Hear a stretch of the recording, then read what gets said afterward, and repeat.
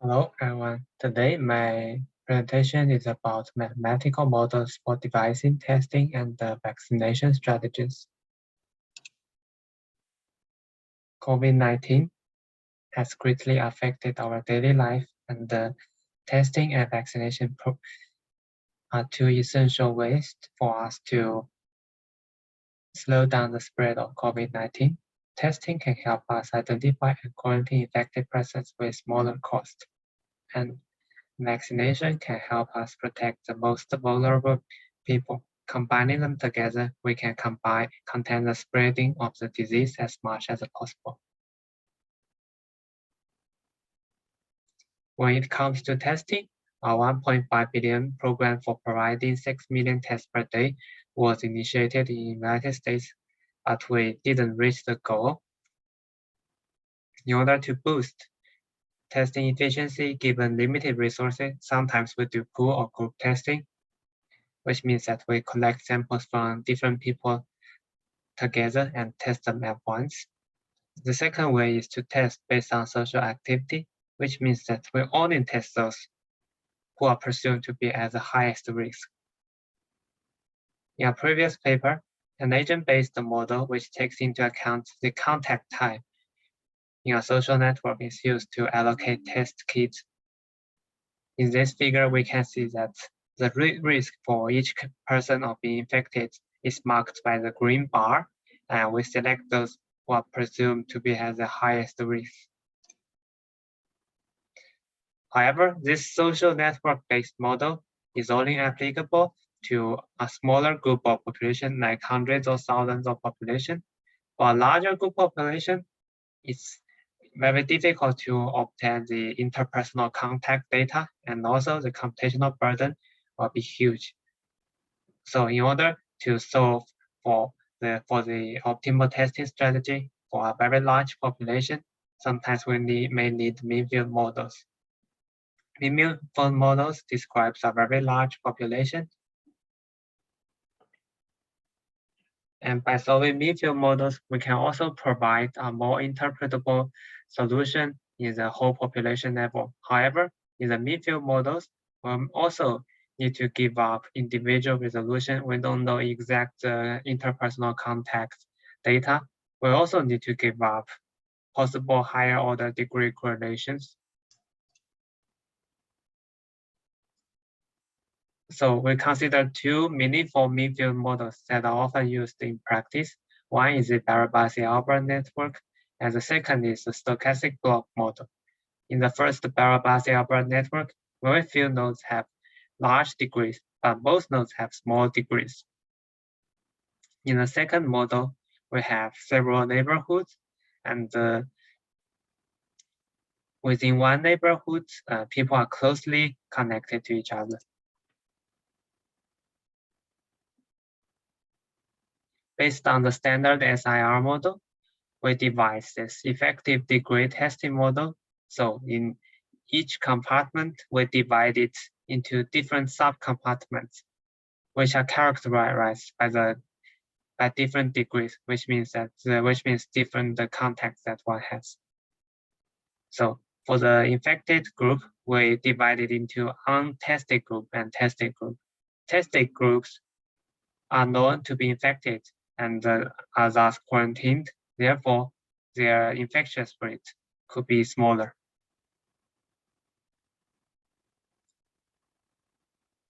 So here, untested patients can be converted to tested patients through testing.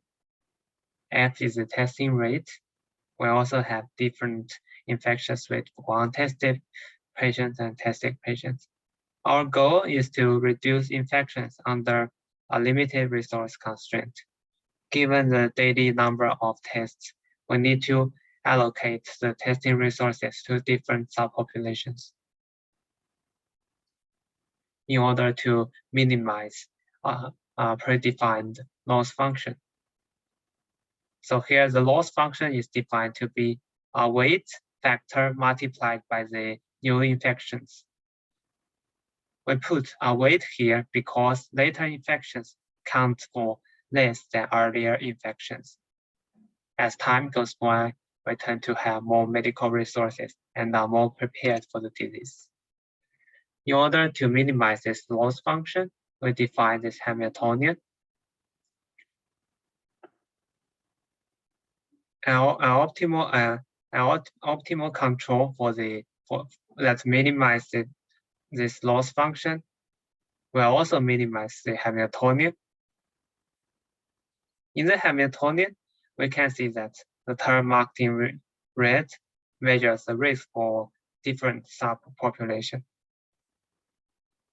And the strategy is to maximize the testing rates with the highest risk. Here are some results. We can see that in both networks, we tend to test the nodes with the largest degrees because those are presumed to be at the highest risk. But as time goes by, when those persons are infected, then we can turn to test those with a smaller degrees. We can see that under the optimal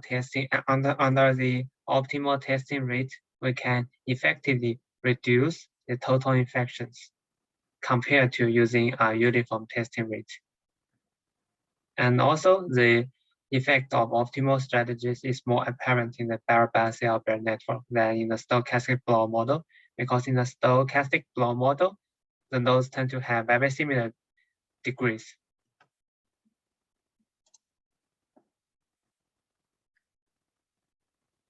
Similar to testing, we can also devise this effective degree vaccination model.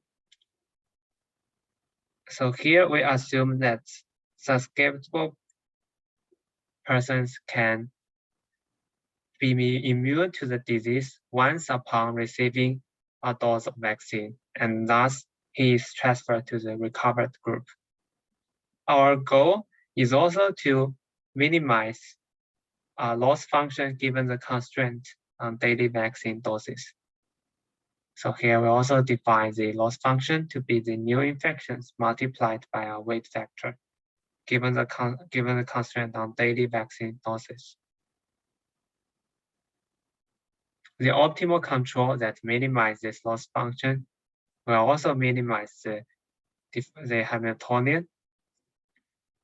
And here, the risk for different subgroups are also characterized by the red term, the minus Lagrangian. The strategy is to maximize the vaccination rate with the largest risk. So here are the results for devising the optimal vaccination strategy. We can see that the strategy is also to vaccinate those with the largest risk in the beginning, but as time goes by, when there are more vaccination doses available, we turn to vaccinate those with a smaller degree. In the Barabasi-Albert network, it is likely that we can contain the spreading of the disease as long as we adopt the optimal vaccination strategy. For comparison, we also carry out reinforcement learning. So in the reinforcement learning, we input the state, which consists of susceptible persons, infected and untested persons, and infected and tested persons. For the testing model, we output a state value function.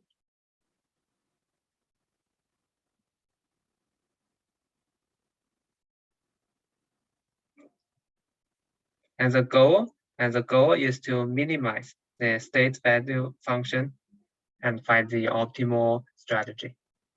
Here are some results. Actually, we use the Pontryagin approach to select the possible optimal actions for reinforcement learning training. Because from the Pontryagin approach, we know that the optimal strategy can only be the extreme points of the possible action set.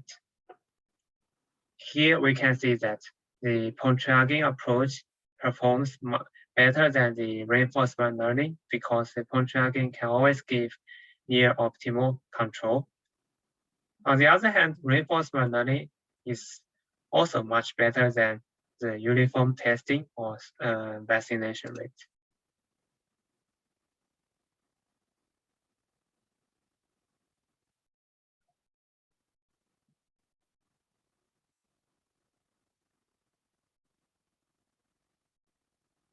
We can implement the strategies obtained in mean field models to agent-based Monte Carlo models.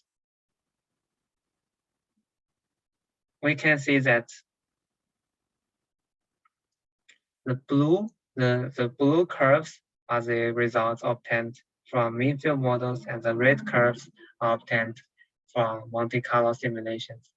However, the total infections of the Monte Carlo simulations is much lower than the total infections of the mean field models.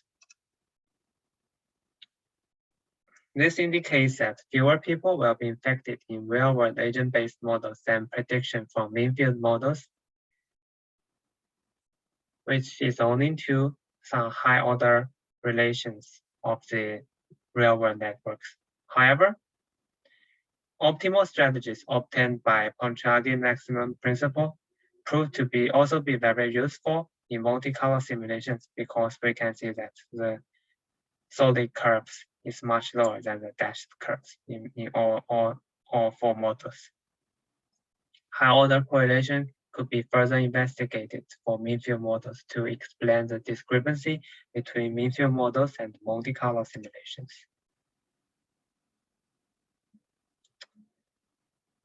So we also have some additional messages here.